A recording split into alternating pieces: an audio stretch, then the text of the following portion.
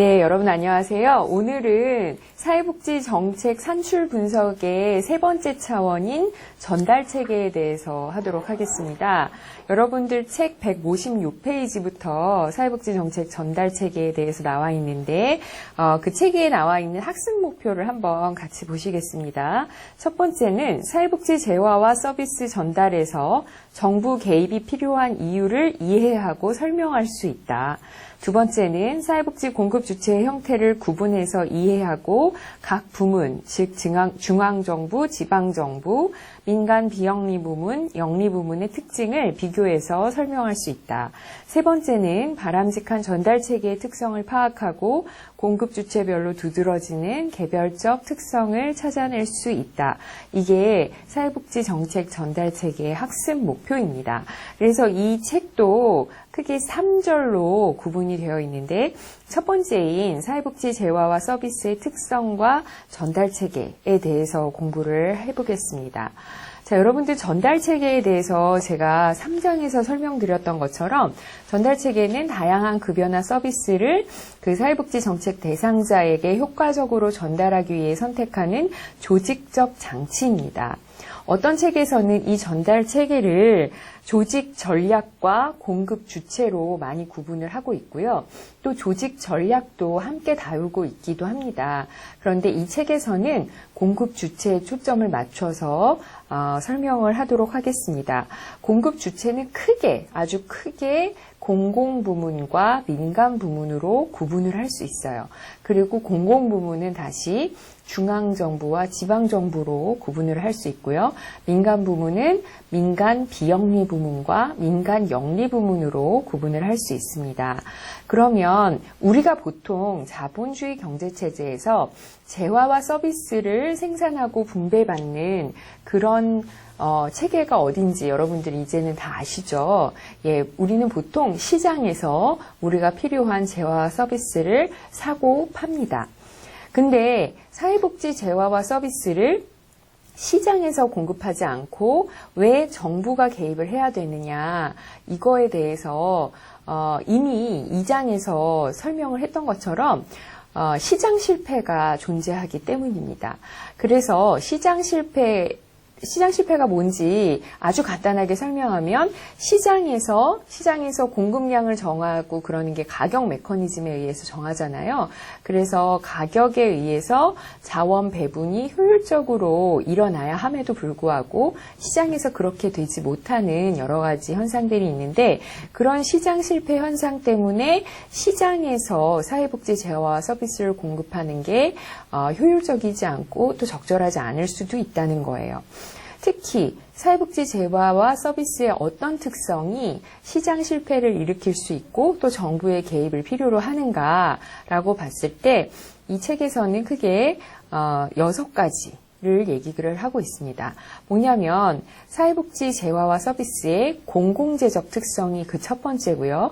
두 번째는 외부성, 세 번째는 불완전 정보, 네 번째는 역선택, 다섯 번째 가입자 선별, 여섯 번째 위험 분산입니다. 이렇게 단어만 들어서는 도저히 무슨 말인지 모르겠고 그리고 어떤 뜻인지 모르겠고 또 이거를 설명을 들어도 알까? 막 이런 생각이 들 수도 있는데 한번 최대한 제가 알기 쉽게 설명을 해보도록 하겠습니다.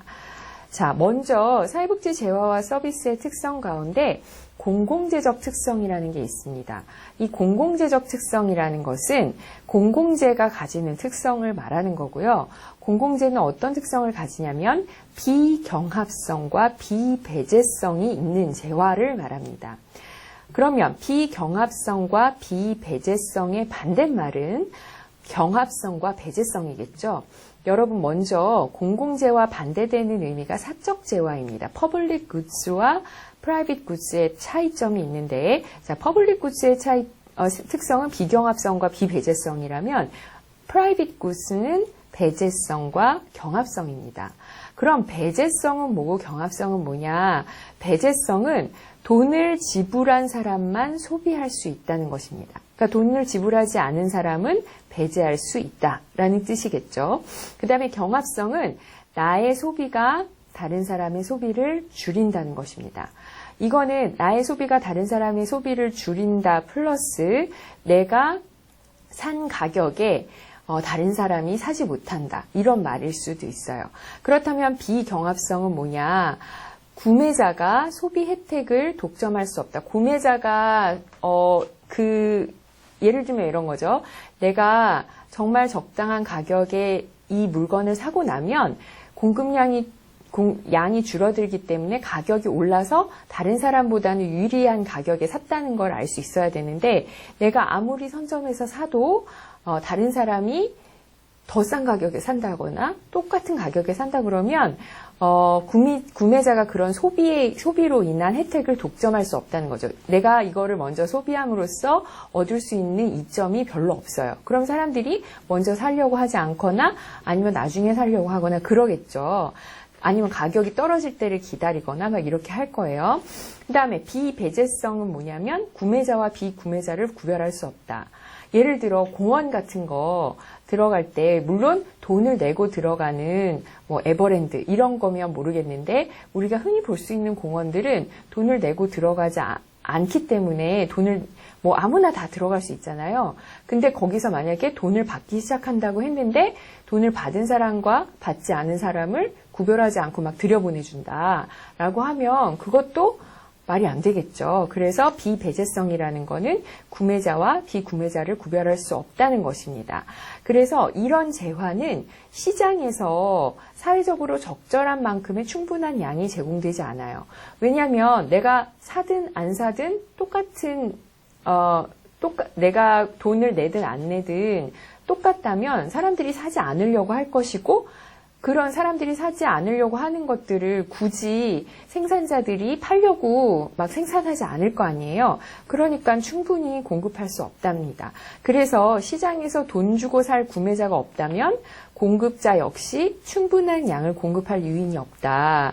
돈을 지불하지 않아도 사용할 수 있고 돈을 지불한다고 해도 그 혜택이 다른 사람들과 크게 다르지 않다면 누가 시장에서 돈을 주고 공공재를 사겠는가라는 거죠.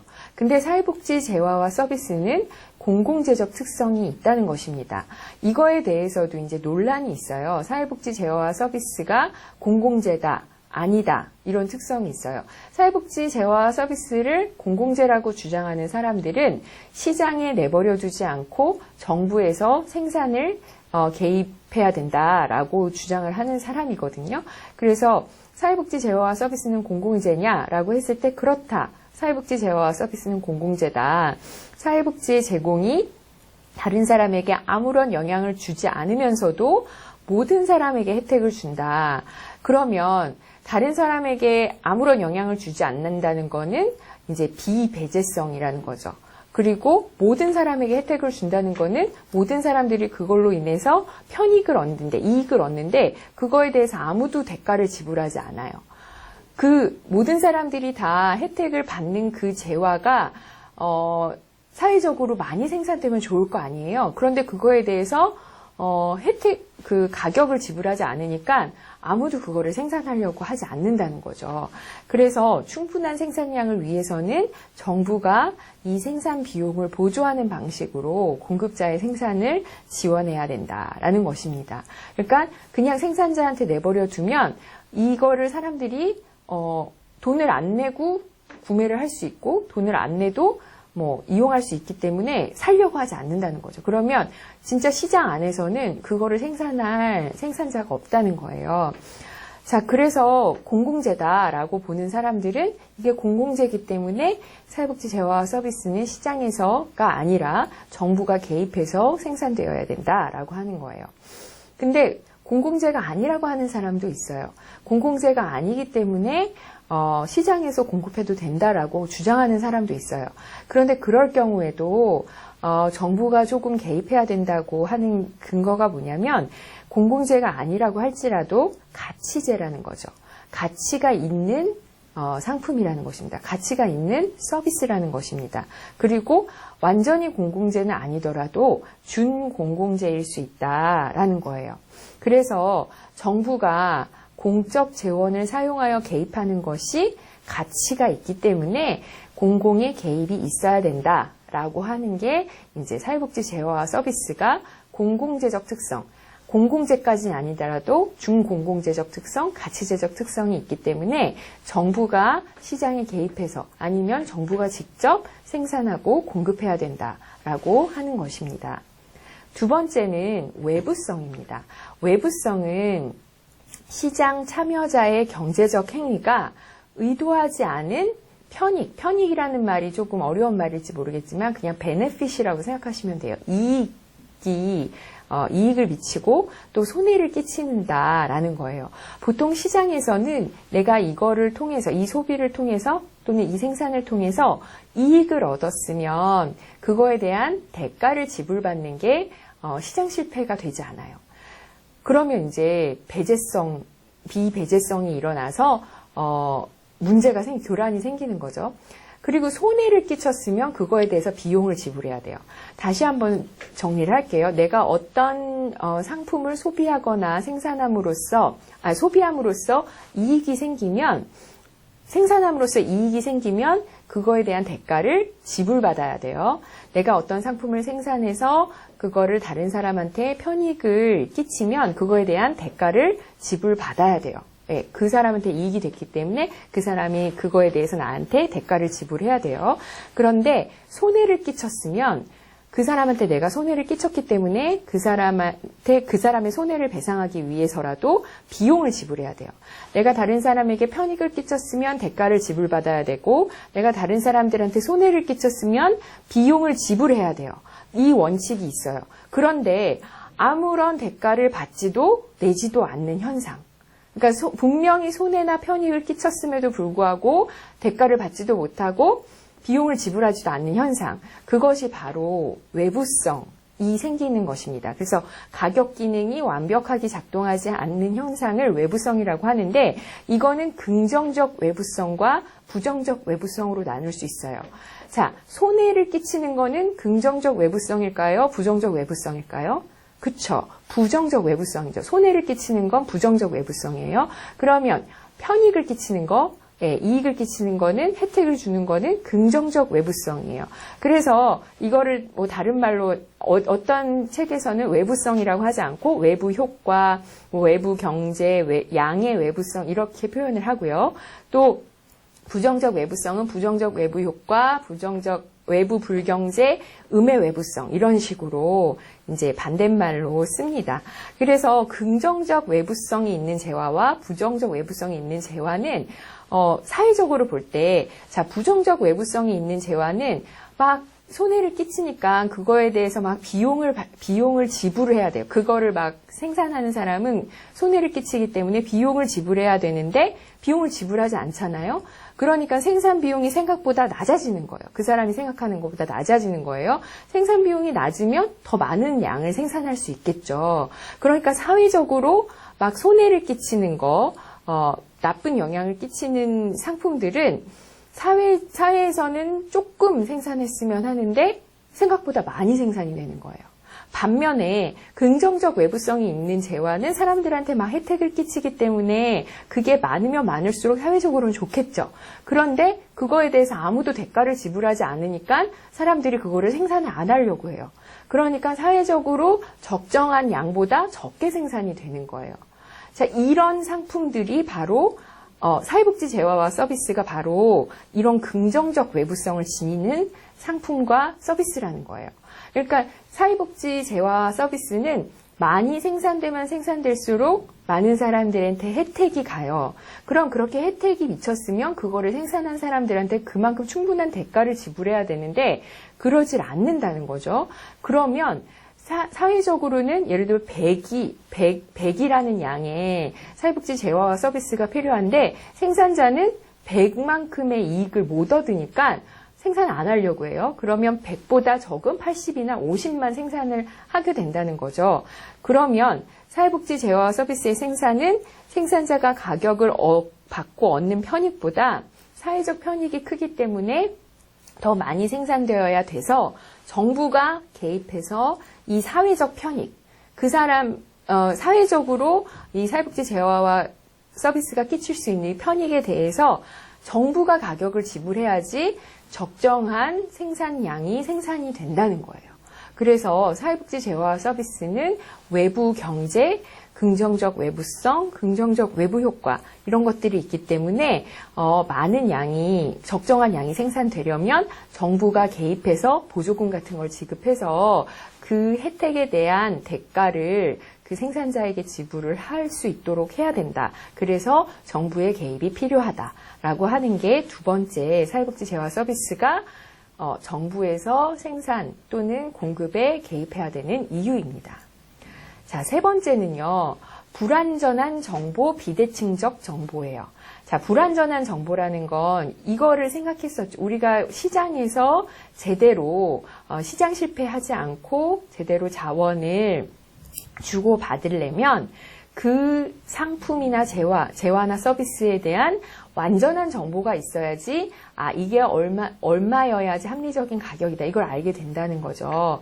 그랬을 때 시장에서 효율적으로 자원이 배분되려면 생산자가 판매하려는 상품, 소비자가 구매하려는 상품에 대해서 서로 생산자도 그렇고 소비자도 그렇고 완전한 정보를 가지고 합리적인 선택을 해야지 시장 실패가 일어나지 않아요. 그런데 어느 한쪽이 불완전한 정보를 갖고 있거나 그렇다면, 그러니까 이거는 이제 비대칭적 정보라는 거는 뭐 생산자가 너무 정보가 많고 소비자가 너무 정보가 적으면 이게 비대칭이죠. 대칭이 아니죠. 그래서 그걸 비대칭적 정보라고 하고요. 그리고 오히려 또 소비자가 정보가 많고 생산자는 정보가 적을 수도 있어요. 그럴 때도 비대칭적 정보예요. 어쨌든 그 재화나 서비스에 대해서 완전한 정보를 갖지 못하는 경우, 불완전한 정보죠. 그래서 그런 불완전한 정보를 가지고 있는 상태에서 거래가 되면 효율적인 자원 배분이 되지 않아요. 그 상품에 대해서 제대로 모르기 때문에 제 가격에 살 수도 없고 그러면 이제 적정량이 생산되지도 않고 막 이런 거죠. 그래서 그렇게 되면 시장 실패가 발생을 합니다. 대표적인 예가 의료 서비스예요. 의료 서비스는 환자와 의료 인력과 환자 간에 대표적인 비대칭적 서비스가 있는 서비스예요. 그러니까 어느 쪽이 더 정보가 많겠어요? 당연히 공급하는 공급자 쪽이 의료진들이 더 정보가 많죠. 그에 비해서 환자는 정보가 적어요. 그런데 지금은 선진국에서는 다 의료 서비스가 의료보험이나 아니면 공공의료나 이런 거를 통해서 정부가 다 개입을 하고 있는데 이게 만약에 정부가 개입하지 않고 완전히 시장에서 제공이 된다고 생각해 보세요. 그러면 얼마든지 의료 공급자가 수요를 유인할 수 있어요. 그러니까 우리가 한 1,000원짜리 약이면 충분히 치료할 수 있는 질병인데 이거는 5,000원짜리 약이 필요합니다. 라고 하면 우리는 그게 권위 있는 전문가의 그 말을 믿을 수밖에 없어요. 그 비대칭적 정보 속에서는. 그래서 의료 서비스가 또 비대칭적 정보의 대표적인 상품이죠. 또 보험 상품도 마찬가지예요. 보험 상품은 오히려 공급자가 아니라 소비자 쪽이 더 정보가 많을 수 있어요. 예를 들어 우리 보통 이제 실비보험 같은 걸 들어요. 실비보험 같은 걸 드는데 나의 건강 상태를 보험회사는 잘 몰라요. 내가 얼마나 요즘에 물론 건강진단서 막 이런 걸 띄긴 하지만 그것만으로 충분히 알려지지 않은 그런 정보를 내가 갖고 있단 말이에요. 근데 그런 건강보험을 드는 사람들은 대부분 내가 질병에 걸릴 위험이 크기 때문에 드는 거거든요. 근데 그 위험을 보험회사들은 잘 모른단 말이에요. 이럴 때는 소비자가 오히려 더 정보가 많은 거예요.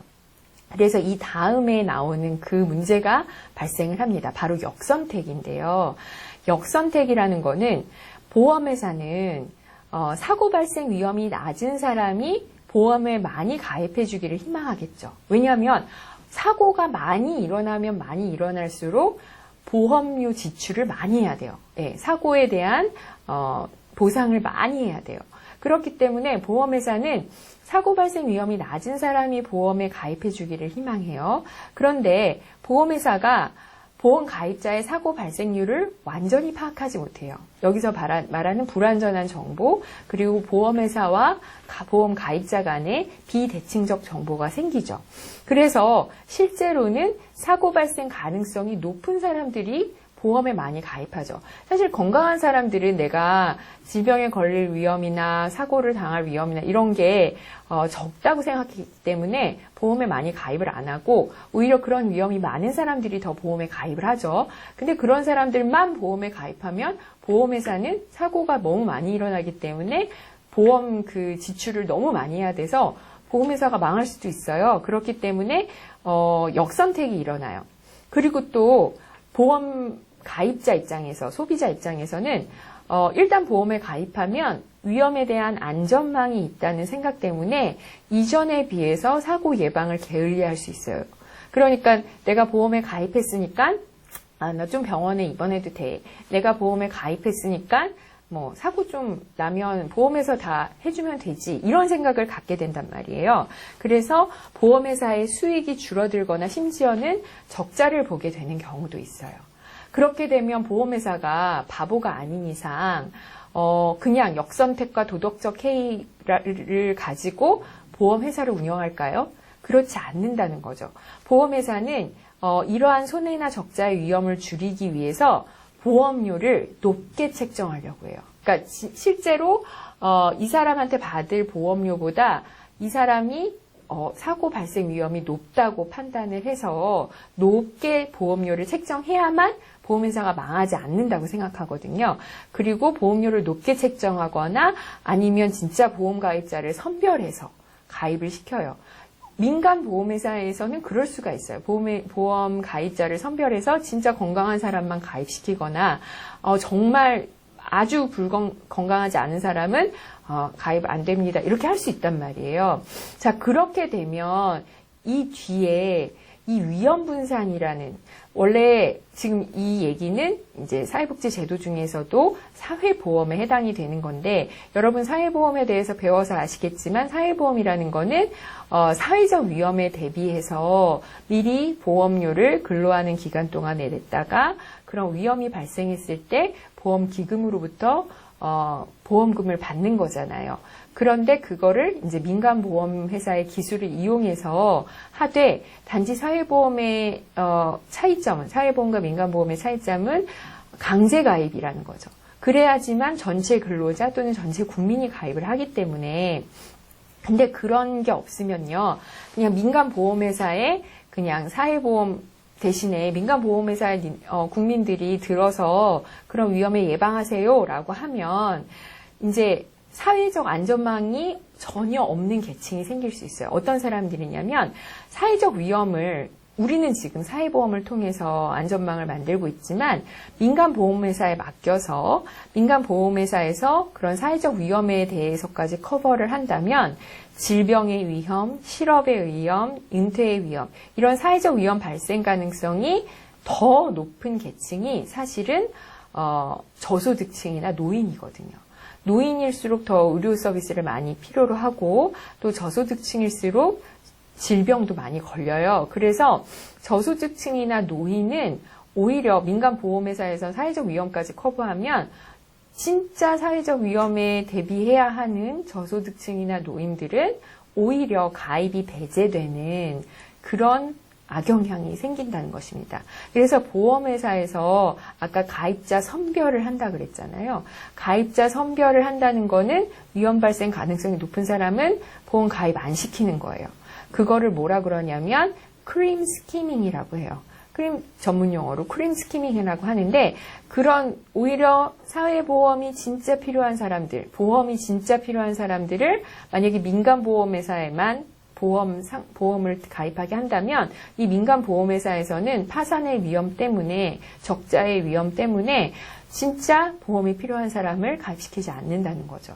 그래서 사회보험, 즉 정부의 개입이 필요하다는 겁니다. 그래서 사회적 위험에 대해 적절한 사회 안전망을 제공하기 위해서 민간보험 상품의 기술을 이용해서 사회적 위험에 대응하는 기제를 만들어야 한다.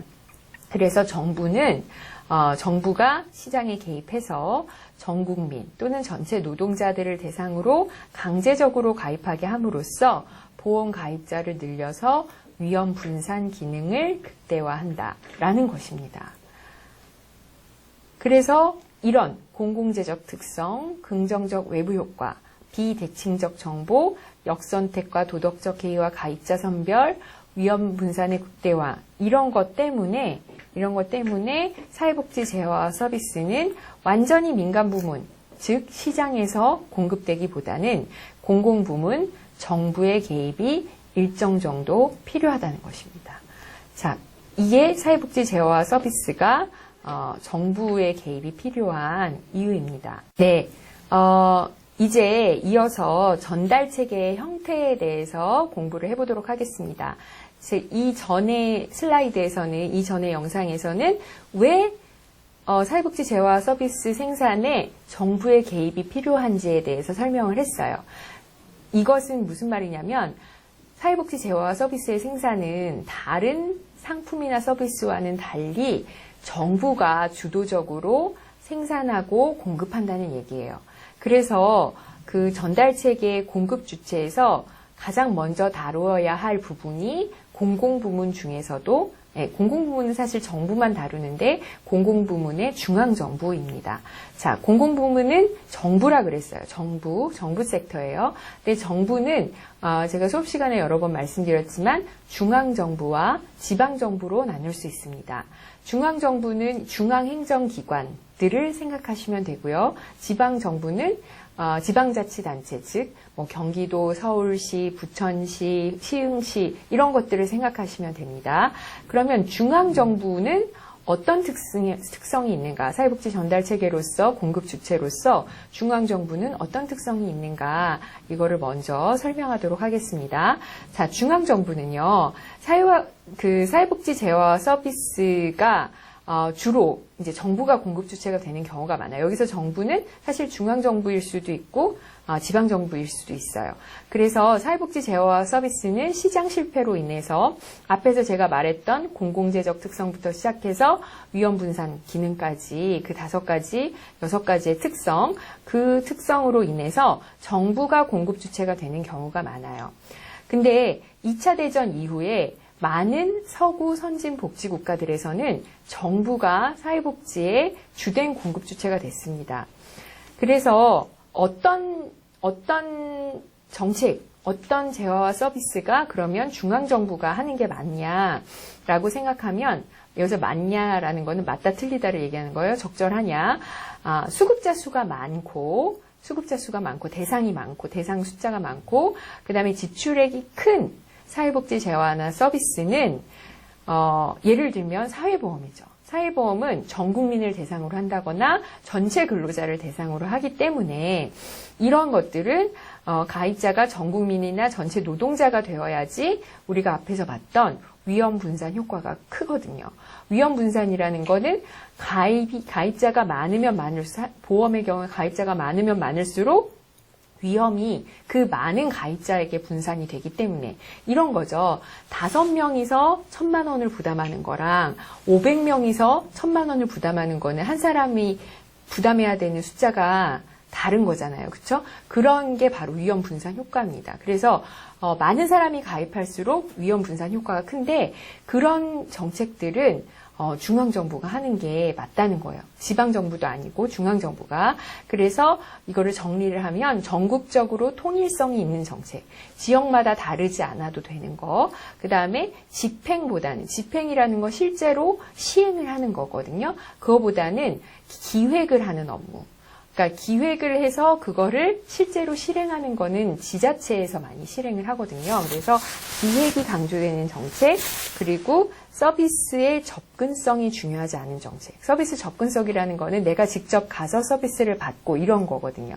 근데 이런 게 별로 중요하지 않은, 예를 들면 수당 같은 거 있잖아요. 수당은 그냥 계좌이체 띡 시켜주면 되는 거거든요. 그거를 받으러 우리가 관공서로 가고 막 이럴 필요는 없는 거잖아요. 통장으로 들어오니까.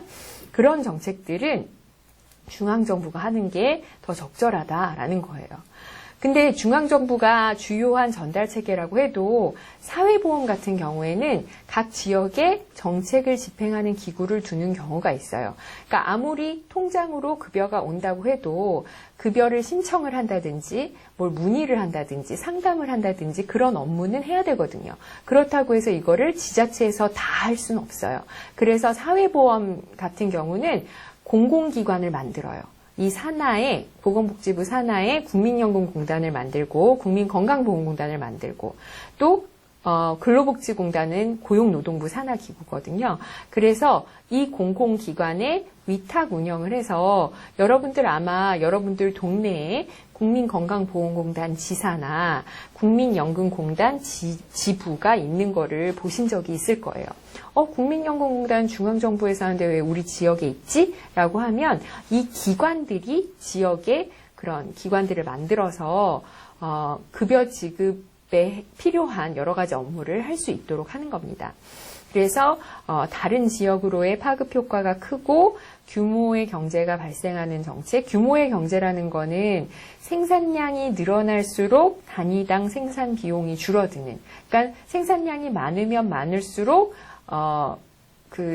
단위당 생산 비용을 줄어든다는 거는 한 곳에서 많이 생산하는, 여기저기서 조금씩 생산하는 것보다는 한 곳에서 많이 생산하는 게 좋겠죠. 그러니까 규모의 경제가 발생하는 정책, 기획관리 기능이 강한 정책, 그리고 전국적 통일이 필요한 정책은 중앙정부가 하는 게 좋다라고 생각하실 수 있습니다. 그 다음에 지방정부. 지방정부는 매우 중요해요. 왜냐하면 지방자치제가 도입되고 지방분권화가 강조되면서 특히 공공부조정책 또 사회서비스 정책들은 지방정부가 주요한 전달체계가 되는 경우가 많습니다. 그래서 예를 들어서 국민기초생활보장제도를 보면은요, 이게 재원을, 그러니까 중앙정부는 어떤 기능을 하냐면 재원의 일부를 부담하고 정책의 전반적인 내용을 기획해요. 예를 들면 생계급여를 이번에는 누구 대상을 어느 정도 수준, 중위소득 30% 수준으로 준다고 했지만 그거를 가구 규모별로 계산을 한다든지, 그리고 생계급여의 이번에 부양의무자 조건은 어느 정도로 완화한다든지, 이런 정책 내용을 기획하는 거는 중앙정부가 결정을 하고, 그 다음에 정책을 집행하고 또 재원의 일부, 그러니까 나중에 이제 재원을 가보면 알겠지만 이 국민기초생활보장제도는 대표적인 국고보조금 제도거든요. 그래서 중앙정부와 지방정부가 매칭 그랜트로, 예를 들면 중앙정부가 80%를 부담하면 지방정부가 20%를 부담하는, 이런 식으로 재원을 부담을 합니다. 그래서 재원은 중앙정부와 지방정부가 나눠서 분담을 하되 정책 내용을 기획하는 업무는 중앙정부가, 집행하는 업무는 지방정부가 부담을 한다는 겁니다. 사회서비스 정책도 수급자에게 직접 서비스를 제공하는 거기 때문에 지리적 근접성이 중요하죠. 이 서비스를 받기 위해서 저 경상남도에서 중앙행정기관이 있는 세종시까지 올 필요가 없잖아요. 그러니까 지리적 근접성이 중요하니까 지방정부가 매우 중요한 기능을 합니다. 근데 지방정부에서, 즉 지방정부에서 공무원들이 그 서비스를 시행하는 건 아니에요. 지방정부에서 어떤 식으로 서비스를 시행을 하냐면 사회서비스 공급에서 민간 서비스 제공자, 예를 들면 사회복지관이라든지 노인복지관이라든지 아니면 장애인 활동 지원 기관이라든지 주간보호센터라든지 이런 서비스 제공자에게 위탁 공급 계약 방식으로, 이거를 컨트랙팅 아웃이라고 하거든요. 계약을 맺어서 정부 밖에서 이 서비스를 공급한다는 뜻이에요. 그래서 이런 방식으로 개입을 합니다. 그래서 지방정부의 기능은 서비스를 직접 시행하는 게 아니라, 서비스를 직접 제공하는 게 아니라 보조금을 그냥 지급하는 거예요. 재원을 일부 지급을 하고 그 대신에 그 서비스가 잘 시행이 되는지를 관리하고 규제하는 역할만 하는 거예요. 그러면 사회복지기관은 뭘 하냐? 정부 계약 조건에 맞게 서비스를 직접 공급을 하는 겁니다. 그래서 이 사회복지기관이 뒤에 이제 민간 부문에서도 배울 거지만 이 사회복지기관의 역할도 매우 중요한 공급 주체의 역할로 볼 수 있습니다. 그렇지만 지방정부도 매우 중요합니다. 자, 그래서 지방정부의 장점이 뭐냐면, 지역 특수적인 욕구에 대한 대응이라는 측면에서는 효율적으로 정책을 집행할 수 있어요. 예를 들어 우리는 지금 도시 지역에 살고 있는 분들이 많지만, 그쵸? 우리 학생들은 거의 부천이나 뭐 서울이나 시흥이나 인천이나 이런 데 살잖아요. 그런데 사실 그 지방으로 내려가면 농어촌이란 특성이 더 강해요. 그리고 거기는 노인들이 많아요. 그러면 뭐 영유아 정책보다는 노인 정책이 많은 게 좋거든요. 그런데 똑같이 모든 지역이 다 영유아 정책을 해야 된다. 이럴 필요는 없는 거예요. 그러니까 지역 특수적인 욕구에 대응이라는 측면에서 효율적으로 정책을 집행할 수 있는 게 바로 지방정치의 장점입니다. 그리고 아마 여러분들 경기도에서도 지역화폐를 통해서 청년수당 같은 걸 지급하는 걸로 저는 알고 있고요. 그걸 먼저 시작한 데는 서울시였어요.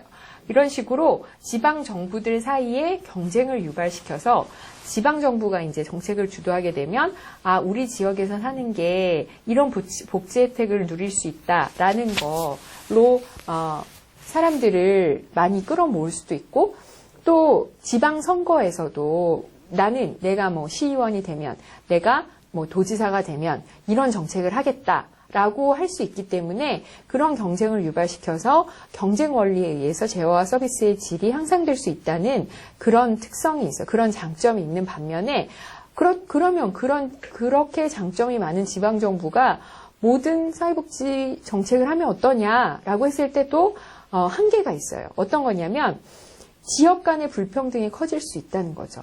그러니까 아무리 뭐 서울시에서 이걸 한다고 해서 경기도에서도 하고 뭐 강원도에서도 하고 저기 경상도에서도 하고 전라도에서도 하고 이렇게 할 수 있는 게 아니에요. 서울시의 재정 자립도는 강원도나 전라도의 재정 자립도에 비해서 매우 높아요. 그렇기 때문에 서울시가 많이 할 수 있는 정책이 있지만 그렇게 해서 그냥 지방에서 알아서 하도록 내버려 두면 어떤 데는 계속 재정 자립도가 높기 때문에 복지 정책을 계속 할 수 있고 어떤 데는 하지 못한단 말이에요. 그 두 번째 단점, 여기서 말할 수 있는 거죠. 재정 자립도가 낮아서 지속적이고 안정적인 급여 제공이 어려운 지자체도 있어요. 그렇기 때문에 이제 우리가 나중에 재원에서 배울 지방재정조정제도라는 거를 하게 됩니다. 그래서 지방정부의 공공부문 공급주체로서의 장점이 있고 단점이 있습니다. 자, 이제 민간 부문의 특징을 보도록 하겠습니다. 민간 부문은 크게 비영리 조직과 영리 조직으로 나눠서 설명할 텐데요. 비영리 조직은 조직이 영리를 추구하지 않는다는 것입니다. 조직이 영리를 추구하지 않는다는 것은 조직의 활동을 통해서 최대한 이윤을 남기고 그 이윤이 조직의 최대한의 목표가 되는 게 영리 조직이에요. 대표적인 영리 조직이 얘는 기업입니다. 기업은 돈을 많이 벌어서 이윤을 많이 남기는 게 목표예요. 그런데 비영리 조직은 그렇지 않거든요. 비영리 조직은 조직의 목표가 이윤이 아닌 다른 목표가 됩니다. 그래서 대부분 뭐 복지재단이라든지 교육조직이라든지 예술 조직이라든지 장학재단이라든지 뭐 이런 것들이 이제 비영리 조직인데, 이 비영리 조직은 사회복지 서비스 공급에서 매우 중요한 역할을 합니다. 그래서 민간 부문의 공급 주체라는 점에서 공공부문이랑은 차이가 있고요. 이윤을 추구하지 않는다는 점에서 영리부문, 민간 부문 안에서도 영리부문이랑 차이가 있습니다. 복지국가 체제 이전에 민간 비영리 부문은 사회서비스 공급의 핵심적인 공급 주체였어요. 우리가 사회복지 정책의 기원에서 배웠던 그런 영국이나 뭐 독일이 사회복지 정책을 국가에서 하기 전에는 사실은 민간 기관에서 여러분들 프렌들리 소사이어티에 대해서도 들어봤을 거고 인보관 운동에 대해서도 들어봤을 거예요. 그런 것들이 사회 서비스 공급의 핵심적인 공급 주체였어요. 그런데 복지국가 체제가 성립이 되면서 많은 복지국가들은 사회 서비스 공급의 주체가 이제 정부 부문으로 많이 넘어왔거든요. 그런데 이거는 이제 복지국가, 서구 복지국가 우리나라의 다른 점이에요. 그러니까 다른 서구 복지국가들은 민간에서 복지 서비스 공급을 하다가 복지국가 체제가 성립된 이후에 국가가 메인 사회 서비스 공급 체제였어요. 주요한 사회 서비스 공급 주체였는데 우리나라는 한 번도 사회 서비스를 국가가 직접 공급해 본 적이 별로 없어요. 그래서 우리나라는 계속해서 이 비영리 조직이 매우 중요한 사회복지 정책의 공급 주체가 되고 있습니다. 그래서 비영리 조직의 특징이 뭐냐면 공공부문에 비해서 지역 주민의 요구에 더 신속하게 대응할 수 있습니다. 예, 그렇겠죠. 아무래도 우리가 보통 이제 관공서를 가면 여러 가지 절차가 있고 막 따져야 되는 게 많고 막 이런데 일단 사회복지 기관에 가면 클라이언트에 대해서 매우 신속하게 지역 주민의 요구에 더 신속하게 대응을 할 수 있습니다. 그리고 정부와 대립되는 입장에서 수급자 입장을 대변해 줄 수 있는 게 민간 비영리 조직이에요. 그래서 정부가 직접 제공하는 서비스에 대해서는 제대로 안 해줬을 때 정부한테 막 비판을 하거나 그러지 못하는데 이제 민간 비영리 조직은 아마 여러분들 사회복지사의 역할에서 옹호자의 역할 대신 이 클라이언트의 욕구를 대변해 줄 수 있는 대변자의 역할, 옹호자의 역할을 할 수 있다고 배운 것으로 알고 있는데 자, 정부와 대립되는 입장에서 수급자 입장을 대변할 수 있다는 겁니다. 그리고 비영리 조직의 대표적인 특징 중에 하나가 이 자원봉사 활동에 의존하는 경향이 많아요. 여러분들도 아마 봉사활동 많이 하고 있죠. 그 기관, 민간 비영리 조직에서. 예. 그리고 기부, 자발적 기부, 후원금, 모금, 그런 재원으로는 또 자발적 기부에 의존하는 경향이 있습니다.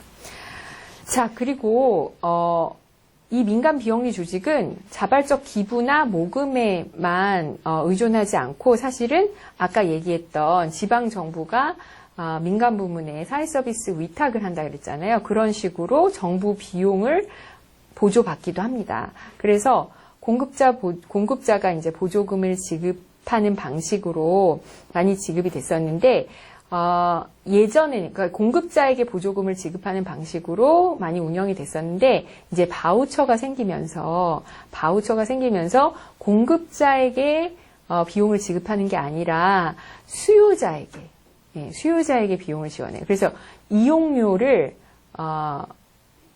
깎아주는 방식으로, 그러니까 내가 만약에 어떤 서비스를 이용했는데 10,000원을 내야 된다라고 하면 예전에는 그거를 그냥 무료로 이용하거나 실비로 이용하면서 그 돈을 그 정부가 직접 공급자에게 대주는 방식으로 했다면 지금은 이제 10,000원을 내면 그 중에 8,000원을 정부가 나에게, 이용자에게 지급을 하는 방식이에요. 그래서 수요자에게 비용을 지원하는 방식으로 정부가 비용 보조 방식을 많이 바꿨어요.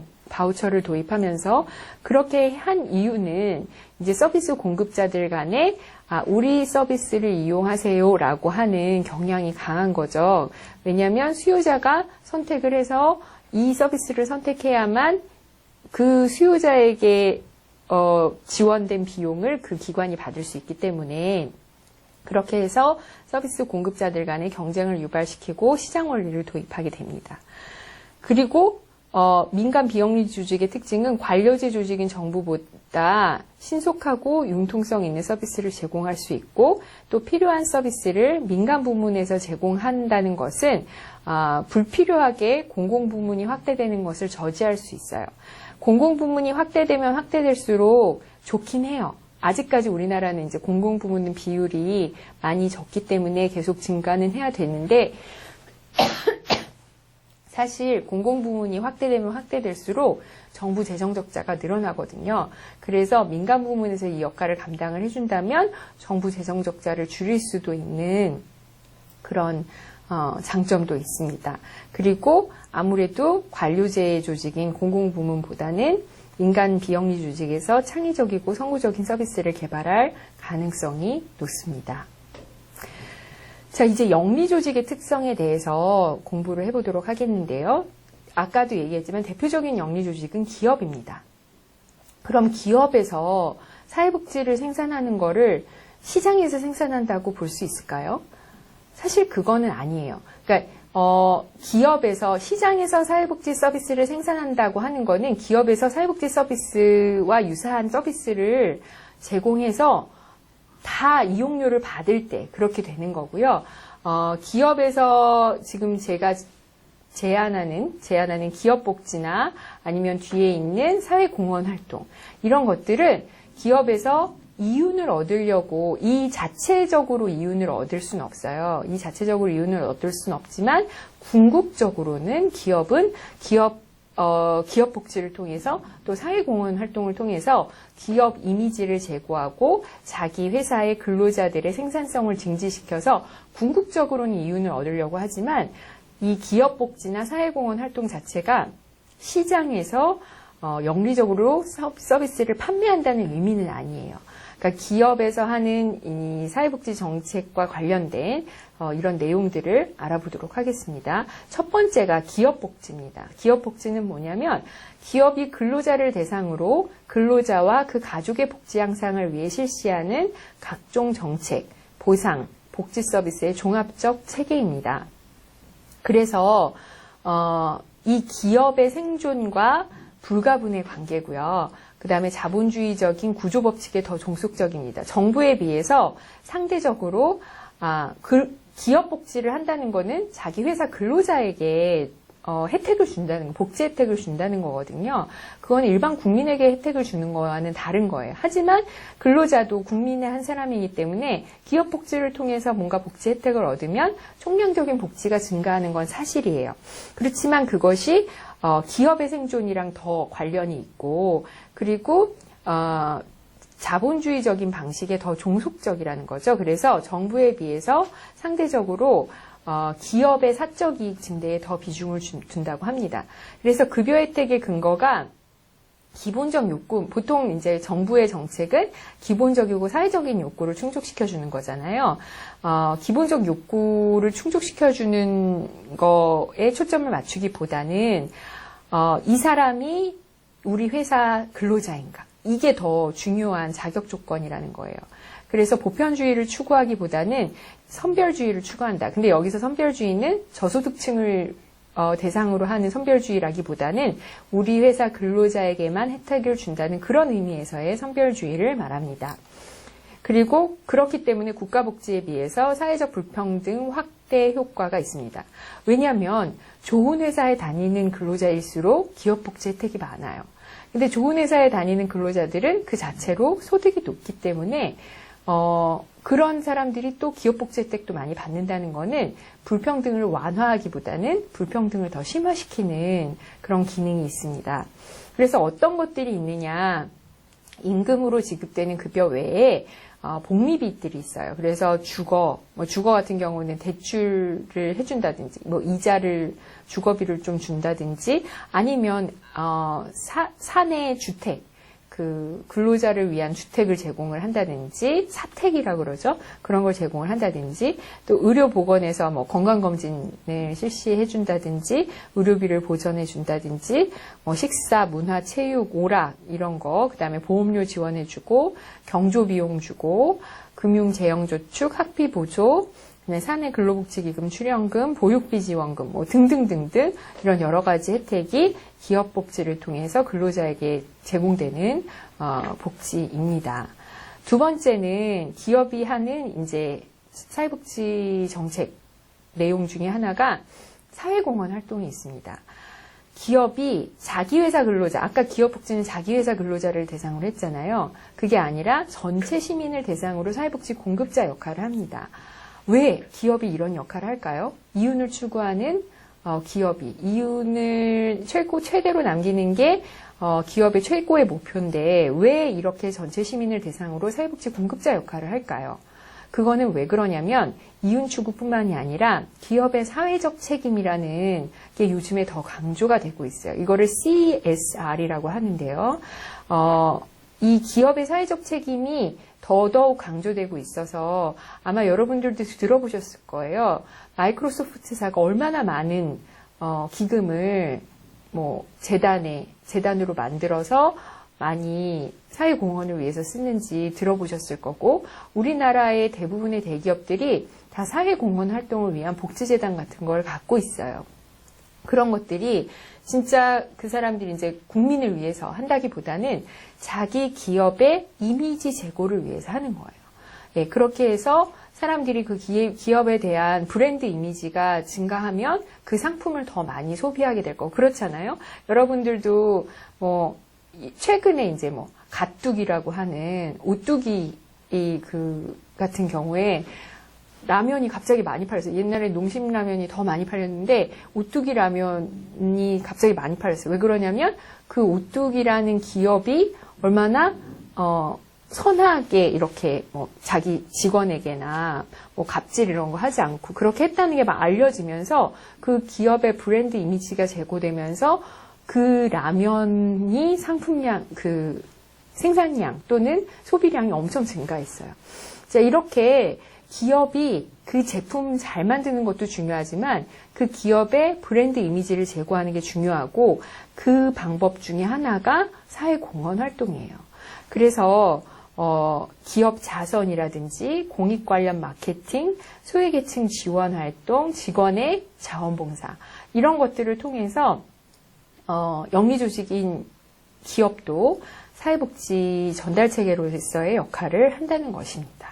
자, 그래서 여러분들 책에 제가 기업에서 165페이지에 보시면 어떻게 전국경제인연합회의 조사에 따르면 주요 기업 255개사의 사회공헌 지출 비용이 2015년에 2조 9,020억 원에 이르며 분야별로는 취약계층 지원이 39.7%, 교육, 학교, 학술 지원이 17.5% 등등등등. 그래서 취약계층 지원이 거의 40% 가까이 그 기업 사회공헌 비용에서 차지하고 있거든요. 그러니까 이 민간 영리 기업인, 민간 영리 조직인 기업도 이런 사회복지 공급 주체 역할을 한다는 것을 여기서 밝혀둡니다. 자, 그리고 공급 주체에서 세 번째로 공급 주체 민영화에 대해서 얘기를 하려고 합니다. 아까 얘기했던 것처럼 서구 복지국가들은 복지국가 2차 세계대전 이후에 국가가 거의 정부나 지방정부가 복지 공급 주체 역할을 했어요. 우리는 지금 민간 비영리 부문의 공급 주체 역할이 크지만 다른 서구 복지국가들은 지방정부의 또는 중앙정부의 복지 공급 주체 역할이 컸거든요. 그런데 그게 그 복지국가 위기 이후에, 우리가 복지국가 위기 배웠잖아요. 그 이후에 공급 주체가 민영화되고 다원화되는 추세입니다. 그러니까 정부만 공급하는 게 아니라 민간에서도 많이 공급하게 됐다는 의미에서 다원화되는 추세라고 할 수 있습니다. 그래서 스웨덴, 영국 같은 사회 서비스의 주요한 공급 주체가 지방정부였는데, 그게 1970년대 경제불황 이후에 민간 부문 서비스 공급자가 증가하게 돼요. 우리나라도 이제 공급 주체가 많이 다양화되는 추세이긴 하는데, 공급 주체의 민영화보다, 왜냐하면 거의 민간 부문에서 계속 공급 주체가 많이 실제 서비스 제공 주체가 많았으니까, 그렇다기보다는 민간 비영리법인만이 아니라 개인, 민간 영리법인까지도 다양화되는 추세라고 볼 수 있습니다. 그러니까 민영화라는 건 정부에서 하다가 많이 민간으로 넘겼을 때 그런 거고, 우리나라 같은 경우는 워낙 민간에서 서비스 공급을 하고 있었는데, 그게 민간 비영리법인만이 아니라 개인도 들어와서 개인이 하는 요양원, 개인이 하는 어린이집 이런 거 되게 많거든요. 그리고 민간 영리법인도 들어와서 그런 서비스 공급 주체 역할을 한다는 겁니다. 그래서 다양화 추세다. 그래서 우리나라 같은 경우는 1980년대 이후에 재정은 정부가, 운영은 민간 법인이 담당하는 구조를 많이 취하고 있고요. 그래서 민간 기관들이 서비스를 많이 제공을 합니다. 그래서 필요한 비용은 정부가 전적으로 부담하거나, 이런 경우에 이제 저소득층 같은 경우죠. 저소득층 같은 경우는 정부가 전적으로 부담하거나 정부와 민간 부문이 부담을 하거나 분담을 하거나 이런 식으로 이제 공급 주체 민영화가 이루어지고 있습니다. 자, 마지막으로 바람직한 전달 체계의 특성에 대해서 설명을 하고 마치도록 하겠습니다. 자, 바람직한 전달 체계의 특성, 바람직한 공급 주체의 특성은 뭐냐? 여기에 크게 6가지로 제가 정리를 하고 있는데요. 통합성, 지속성, 효율성, 접근성, 책임성, 전문성입니다.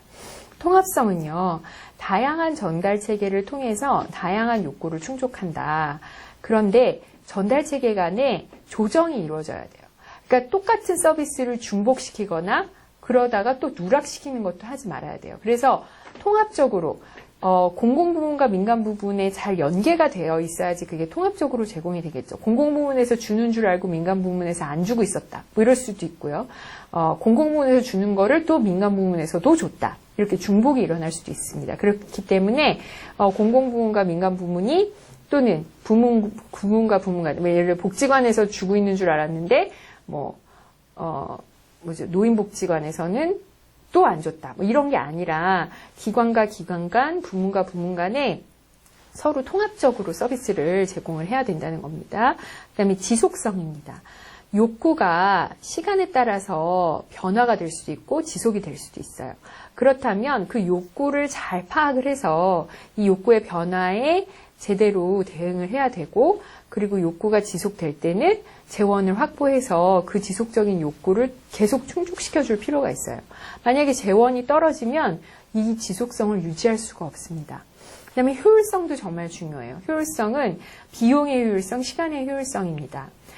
그래서 불필요한 절차, 그 다음에 물적 자원 낭비, 인적 자원 낭비를 줄여야 하는 게 있고요. 그 다음에 접근성이 되게 중요하죠. 그래서 지리적, 시간적, 정보 접근성을 위해서 지리적 접근성이라는 거는 가까이 있어야 된다는 거고, 시간적 접근성이라는 거는 내가 서비스를 이용할 수 있는 시간에 그 기관이 문을 열어야 된다는 얘기예요. 그리고 정보 접근성이라는 거는 내가 어떤 기관에서 어떤 서비스가 제공되는지를 알아야 된다는 의미예요.